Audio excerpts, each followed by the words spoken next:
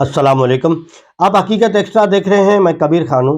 नाज़रीन, अमेरिका जो खुद को जमहूरियत का अलंबरदार समझता है, अमेरिका जो खुद को इंसाफ का पासदार समझता है, नाज़रीन अमेरिका खुद को इतना ताकतवर समझता है कि वो कहता है मैं जब चाहूँ, जो चाहूँ, जहाँ चाहूँ कर सकता हूँ, मुझे कोई रोक टोक नहीं सकता। मतलब मुझे इतना पावर है।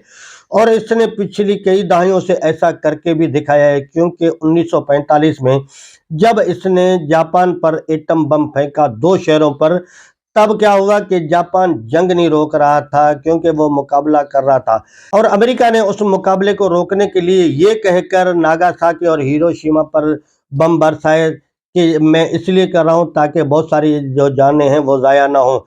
लेकिन उस जो 2 एटम बम थे, क्या उसमें हलाकतें नहीं हुई? लाखों हलाकतें हुई और उसका ऐसा बुरा असर पड़ा कि आज भी जापान में उसके असरात पाए जाते हैं।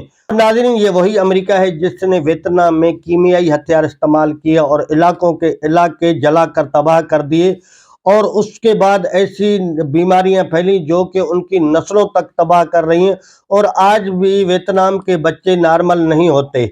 और नाज़रीन, ये वही अमेरिका है जिसने इराक में जंग लड़ी और लाखों जानों का नुकसान किया, और उसके बाद आखिर में ये कहा कि यहाँ कुछ नहीं है, मतलब यहाँ पे कोई भी ऐसे हथियार नहीं है। लेकिन उनके इस एक छोटी सी गलती की वजह से, एक छोटी सी मिस्टेक की वजह से लाखों जानों का नुकसान हुआ। नाज़रीन, ये वो अमेरिका है जिसने अफगानिस्तान में 2 दहाइयों तक जंग जारी रखी, पूरी ताकत का इस्तेमाल किया, आखिर वहां से छोड़कर इसको भागना पड़ा। और अफगानिस्तान 20 साल बाद भी वैसे का वैसा ही था, जैसे पहले था वैसा ही रहा। लेकिन जो लाखों जानों का नुकसान हुआ उसका कोई इस पर फर्क नहीं पड़ता। और नाज़रीन, आप जानते हैं ये वही अमेरिका है जिसने कितने मुल्कों से समुद्री रास्ते की मदद मांगी और उसके जवाब में उन्होंने क्या कहा। और नाज़रीन, जब अमेरिका ने फ्रांस से मदद मांगी तो फ्रांस से सरकारी तौर पर मुस्तरद कर दिया और कहा कि हम अपनी फौज समंदर में नहीं भेजेंगे। नाज़रीन, जब अमेरिका ने चीन से मदद मांगी तो चीन ने जवाब देना ही गवारा नहीं समझा, और उसने कहा कि हम ज़रूरी नहीं समझते कि हम इनको जवाब भी दें। और नाज़रीन, जब अमेरिका ने जापान से मदद मांगी तो जापान ने भी साफ इनकार कर दिया, क्योंकि जापान की वैसे भी जो 70% आबादी है, जो 70% आमदो-रफ्त है, वो समंदर के रास्ते है, और उसको पता है कि हमारे रास्ता जो है ईरान से होकर गुजरता है, तो उन्होंने भी साफ-साफ इनकार कर दिया। और नाज़रीन, जब अमेरिका ने जनूबी कोरिया से मदद मांगी तो जनूबी कोरिया ने कहा कि भाई तेरी तो औकात ही नहीं है मुझसे बात करने की, तू मुझसे बात कैसे कर रहा है, मतलब उसने भी इग्नोर कर दिया। और जब तुर्की से मदद मांगी तो तुर्की ने कहा कि भाई हम अपने इत्तेहादियों से बातचीत कर रहे हैं, हम आपसे किसी किस्म का कोई वादा नहीं कर रहे। मतलब उन्होंने बीच में लटका दिया, सीधा इग्नोर तो नहीं किया, लेकिन बीच में लटका दिया कि हम बातचीत कर रहे हैं। अब उसका हाँ या ना इस किस्म का कोई भी जवाब नहीं मिला। नाज़रीन, जर्मनी ने भी कहा कि हम इस मामला में आपसे किसी किस्म का कोई ताउन नहीं कर सकते। नाज़रीन, ये वही अमेरिका है जो इन तमाम मालिक को जब भी कोई भी बात करता था, कोई भी आवाज देता था तो इसके साथ खड़े हो जाते थे। आज वही अमेरिका सिर्फ बैकअप मांग रहा है और कह रहा है कि हमें समंदर से रास्ता चाहिए, तो तकरीबन इन तमाम ममालिक ने इसको इनकार कर दिया, इग्नोर कर दिया, और कोई साथ नहीं दे रहे, और कहते हैं कि अल्लाह चाहे तो चिड़ियों से बाज मरवा देता है। और अमेरिका ने यह सोचकर पंगा लिया था कि पिछले 45 साल से ईरान पाबंदियों में जकड़ा हुआ है, ईरान की मैशियत कमज़ोर है, ईरान के पास कोई असला नहीं है, ईरान के पास एयर फोर्स नहीं है।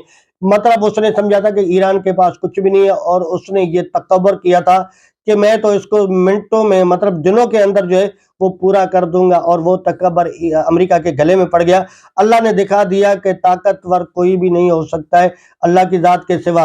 और यहाँ पर नाज़रीन, ईरान ने यह भी साबित किया कि अगर खुद मुख्तियारी की बात आए तो उसके लिए एटम बम का होना ज़रूरी नहीं है, या फिर आपके पास जो है वो हवाई फौज का होना ज़रूरी नहीं है, या आपके पास मैशियत का मजबूत होना, या डॉलर और आपकी करेंसी के बराबर होने का जो है वो भी ज़रूरी नहीं है।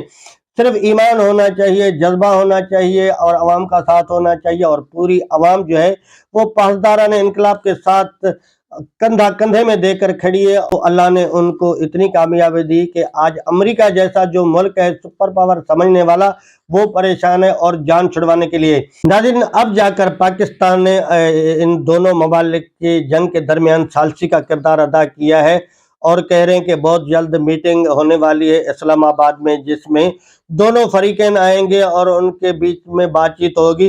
اور یہ کوئی اچانک نہیں ہوا، فائنینشل ٹائم نے لکھا ہے کہ یہ پچھلے 3-4 ہفتوں سے اس کی جو ہے وہ کوشش جاری تھی، جو کہ اب عملی طور پر نظر آ رہی۔ آج تک اتنا ہی ناظرین، ملتے ہیں اگلی ویڈیو میں، لیکن اگر ابھی تک آپ نے حقیقت ایکسٹرا کو سبسکرائب نہیں کیا، خبروں، تبصروں، تجزیوں اور معلوماتی ویڈیوز کے لیے حقیقت ایکسٹرا کو سبسکرائب کر لیں، بیل آئکن پہ پریس کرنا مت بھولیے گا۔